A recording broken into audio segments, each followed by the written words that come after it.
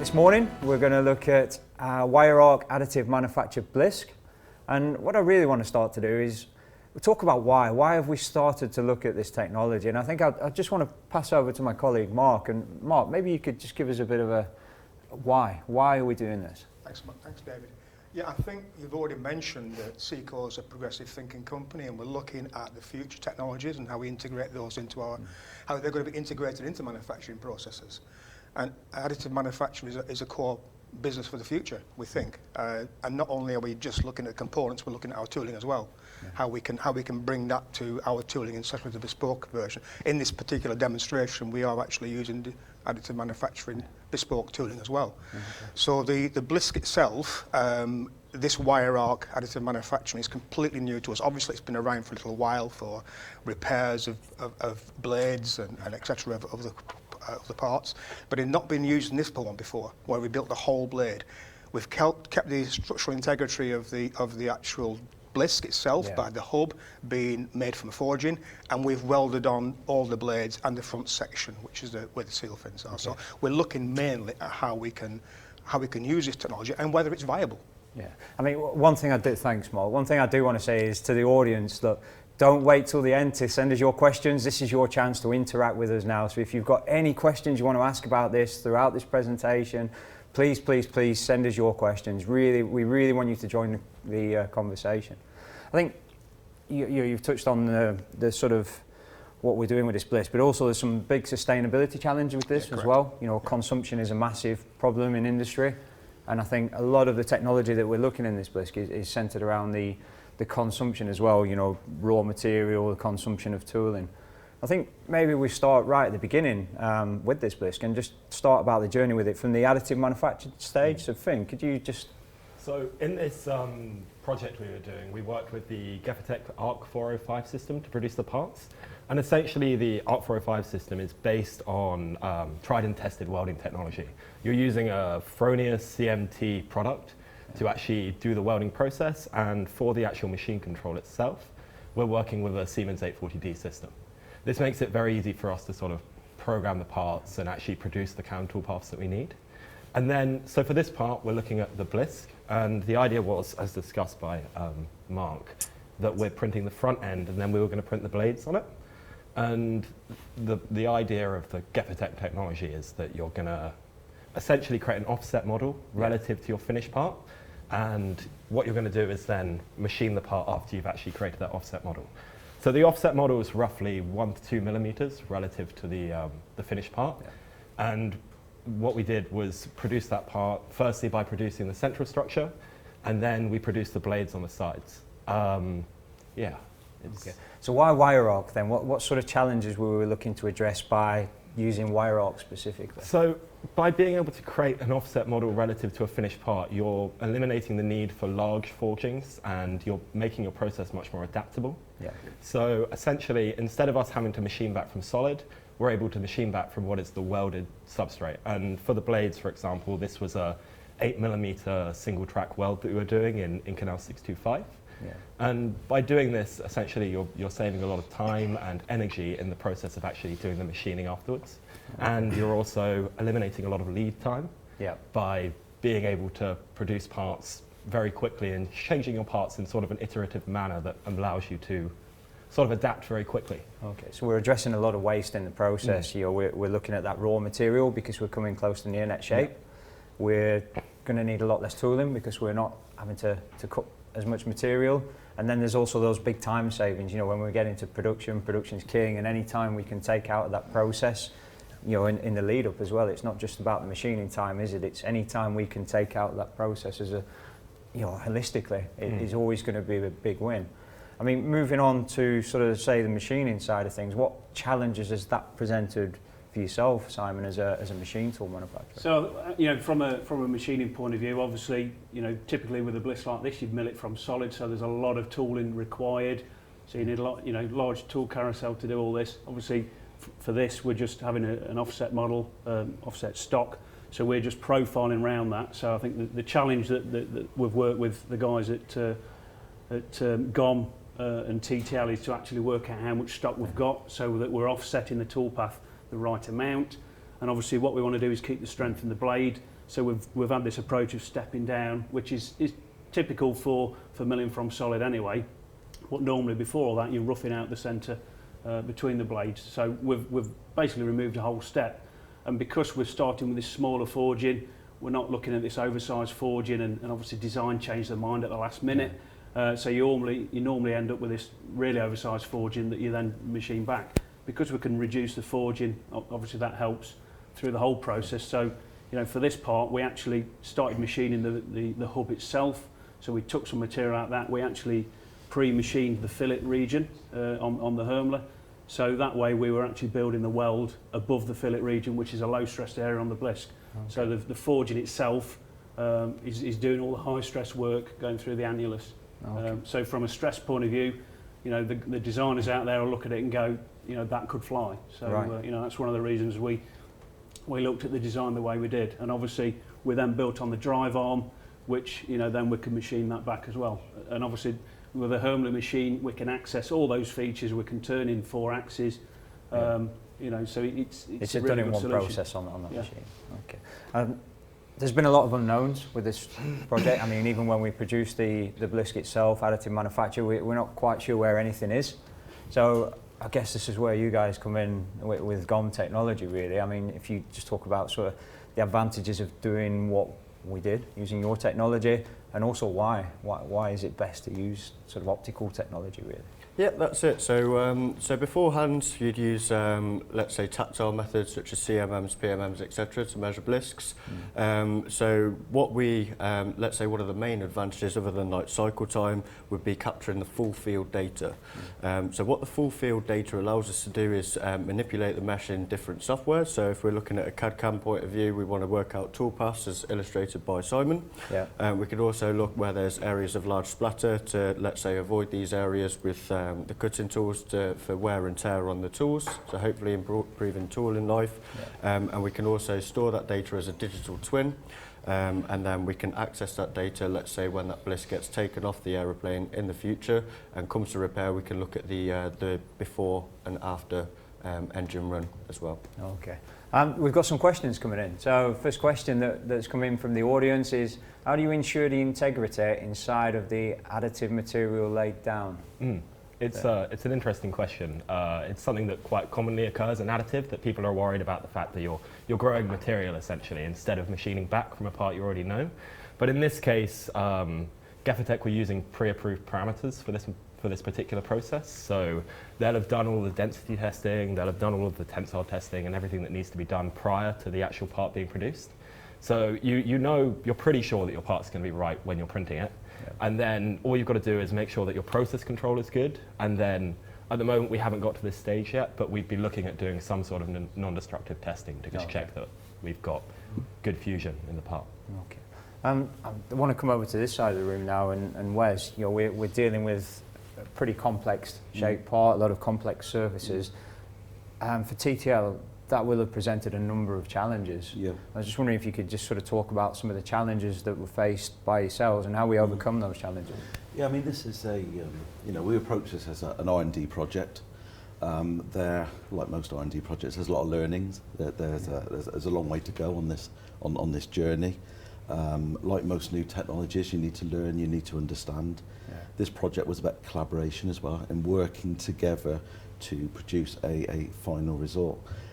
TTR, as a Siemens NX Smart expert, complex challenges are our game, our machining game, and what we look to do is understand what's happening and to provide solutions. In this sort of case, we were working with applying tool paths with the best we can. We were dealing with deviation. There's variance across the builds. Yeah. The opportunity to explore further, provide sort of solutions to this is the exciting bit. It is, absolutely. That's what gets us excited. I mean, it's fair to say we didn't get this right first time, did we? There's been a lot of exploration. Yeah. We're trying to address challenges that aren't with us yet. These are things that are coming in the future. So we're we're trying, we're failing, we're learning, we're trying again until we get that success, and then we can take that pain effectively for the industry by working together. Yeah. I want to bring Tim in from CG Tech. You know, we've got a massively complex part we've put a lot of time and expense into, and I think it's important that when we get to that machine that we don't just trash that part straight off. So Tim, I just think, could you just sort of talk a little bit about the importance of verification, particularly, you know, the VeriCut software that was used in this demonstration? Yeah, morning, Dave. Yeah, as you've touched on, you know, certainly from a sustainability point of view as well, you know, you're proving the process out offline in the virtual world. You know, it's nice and friendly. You're not going to do any damage, so that's a massive plus point. And obviously, on a component of this complexity, where you've got a lot of hard to reach areas, you know, proving that out in the digital environment is absolutely key, really. So again, you're not doing any damage. You're going to save on tool life. It's all a bonus, really. I think whilst you're there, Tim, I mean, you know, the verification is one thing, but you know what we've done so far in this process. This is just phase one. You know, if we were looking to optimize the process, we've talked about taking time out of the process. You've also mentioned about tool life as well there, improving tool life, which would, you know, decrease consumption as well. I was just wondering if you could maybe talk about further optimizations that would be available to us on this component. Yeah, exactly, Dave. So where we tend to go, if you like, is, you know, get a stable process initially. You know, so customers come to us and say, look, this is a stable process. What can you deliver for us and make this process more efficient? You know, and basically we've got a package of software called Force, which will do exactly that. It'll take your existing process and optimize it and make it more efficient, basically. So, you know, it's threefold. You know, you're taking time out of the machining process.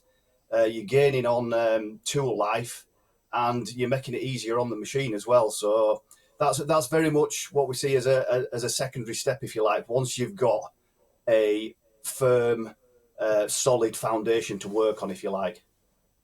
Okay, thanks, Tim. I mean, that's one of the key things with these demonstrators. We don't just produce them for today and stop. You know, it's an iterative process. We're constantly trying to evolve what we're doing. We're trying to improve.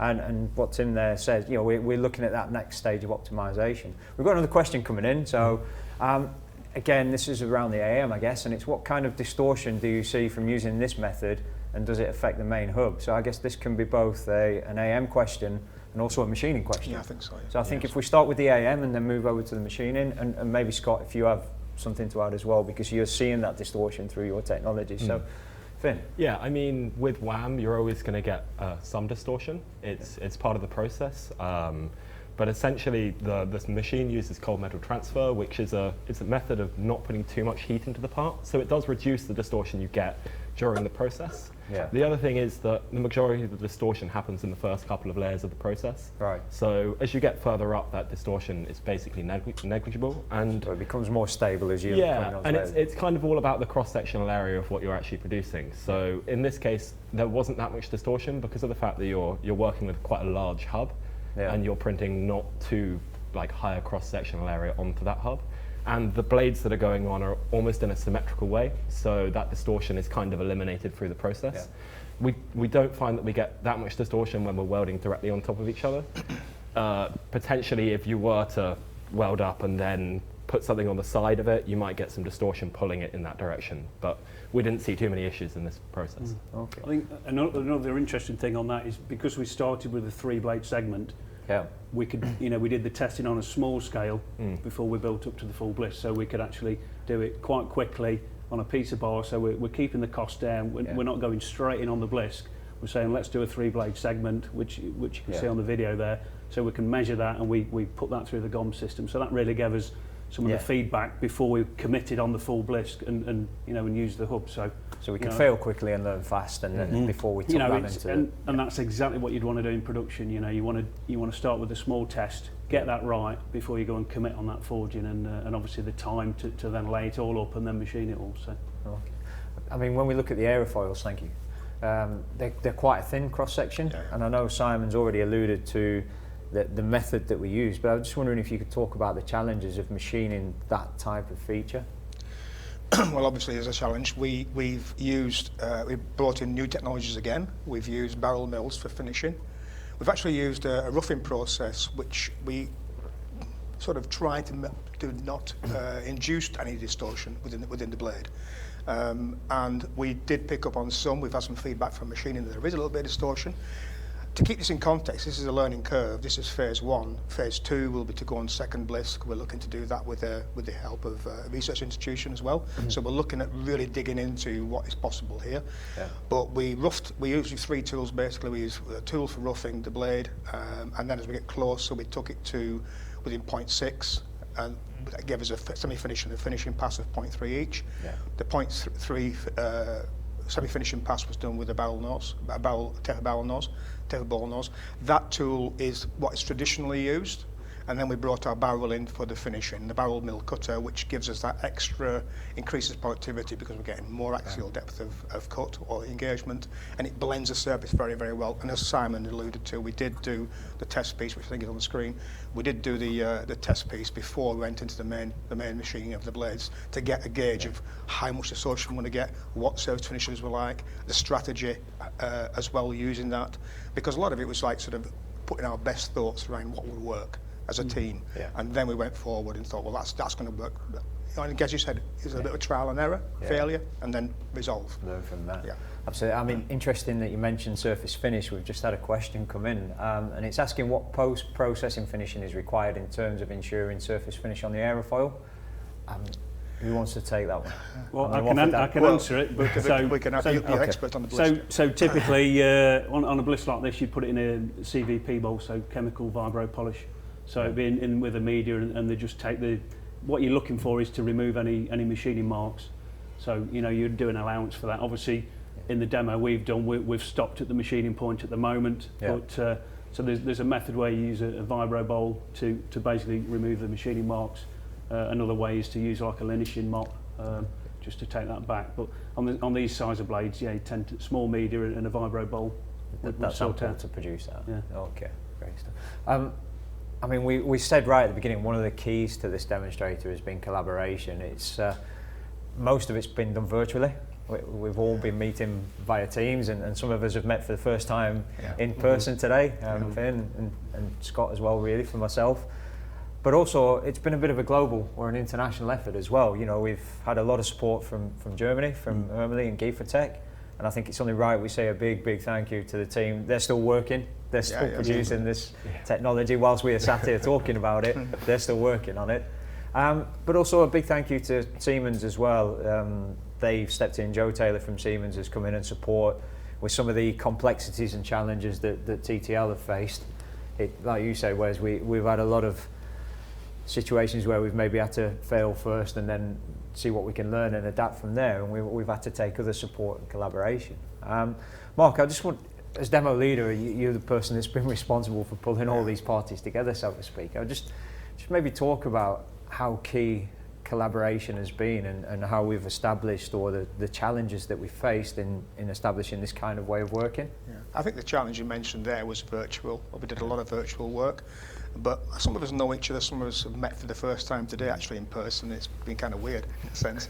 But with regard to Seco's ethos around process engineering is to get the right companies working on the right type of product and bringing the right kind of solutions to what we're doing. We can provide the tooling, we can provide the strategy, we can provide the thought, the process, but this type of collaboration is exactly what Seco is all about at the moment, and what we've done it now for the last few years with the Innovation Hub, and we're moving forward with the same idea. So I think this particular group of people, I mean, I don't say this because I'm here, I just say we have having a great collaboration throughout the project. We've had our challenges, we've had times where we made a plan and we had to change things,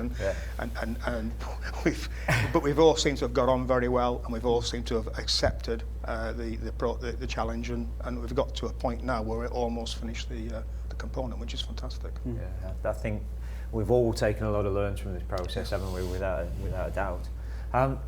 you mentioned barrel cutters earlier on, Mark, and the questions come in about barrel tools, asking which is the preferred barrel tool to use, drop shape or tape. It's a really good question, that, because there is some dependent upon the software. Yeah. Without going into individual software companies, some prefer the conical cutter, some prefer the tangential. In this case, we use a tangential cutter. But I know from a couple of Blisks now I've been involved with, the ones we've done in Inconel have all been tangential cutters with Siemens software. And I guess that person will now be asking why? Why that tangential style cutter? I think it gives us that, in the way the software works, it gives us that better blend. Where we strategically machine the blade, we've done it to keep the stability in the blade. As you can see on the picture, I think we've machined it in levels. Yeah. So we're keeping some stock in the bottom. We're semi-finishing and finishing each level as we go down, and we're blending in each level, and the tangential cutter seems to work very well in doing that. Yeah, I mean, just moving on from that, it then causes a certain amount of complexity in programming.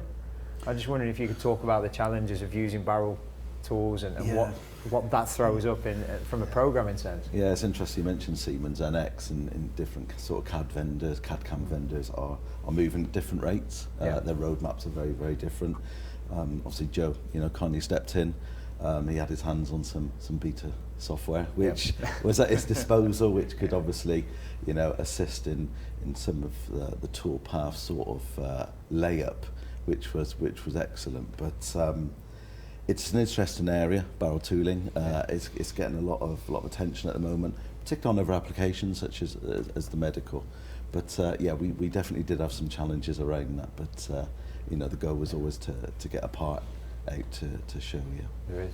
And I think with barrel cutters or any kind of cutting tool technology or any technology, we've got to be careful not to use it to death, not to use it for the sake of doing it, and we've got to make sure we're using it in the right areas, in the right way. Correct. Using the right software. There's a lot of constraints and things around that we've got to make sure that we're using it correctly. One question that had come up was, again, it's about the material itself. Does additive manufacturing material differ to, say, billet material? And from a cutting perspective, how does it differ? Yeah, I think there's so many uncertainties in this project when we went into it. We weren't quite where to pitch the cutting data. And through the machining process, we've had feedback where we've had a little bit of alteration to what we'd normally recommend on cutting data. But it's not too different, to be fair. I think we're looking at sort of the same parameters in terms of service speeds, feeds, than we're used to with the materials. Okay. So I don't think there's any real difference, anything of note. Maybe a bit quick on the feed rate in one or two areas where we're using MDT tooling.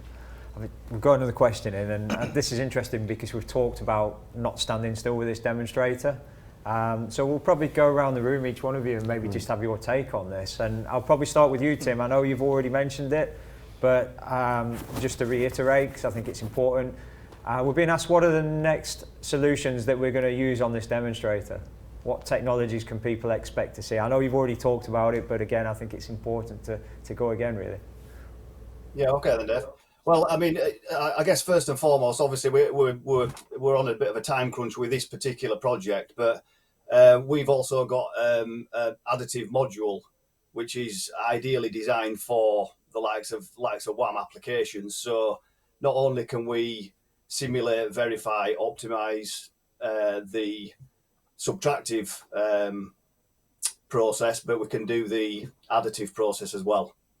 So that's a big thing for us. It's just that I think the market is less receptive to taking on board that type of technology, but we are starting to see it come through. Thanks, Tim. Scott, maybe to you. What do you see next? So after the component has been machined, what we can do, we've kept the data, the mesh file that we've produced at each stage. So perhaps we could interpret the data all together, look what happened at different stages. So again, looking, so we looked at it on a test coupon, but now we can look at it at a full stage. What happened with the deformation of, let's say, certain areas? Does the theory still prove it's the first few layers at the bottom, but we can use and manipulate the GOM data in order to give us this information and work with all of the parties to get their takes. Okay. We're rapidly running out of time, which I knew this would be on us quite soon. There's a whole bunch of questions that still need to be asked, questions around validity of this kind of component. Could it be a flyer? We've got the right person to ask. Unfortunately, we're not going to get to that live. What I would say is, any questions that you still may have, please send them in. Our team will they will all endeavour to get back to you and answer those questions. Gentlemen, thank you for your time today. Thank you, Tim. It's been massively exciting and massively engaging to have you on the sofa today to talk about these technologies, these solutions, and to talk about what's going to hit us in the future. A big thank you to the audience for joining us today so far, and I hope you really enjoy the rest of Inspiration Through Innovation.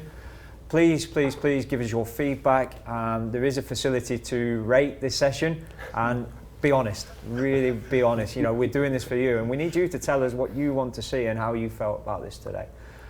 So to join the next session, please return to the agenda, click the link, and I really, really hope you found this both engaging, innovative, and inspirational. Thank you.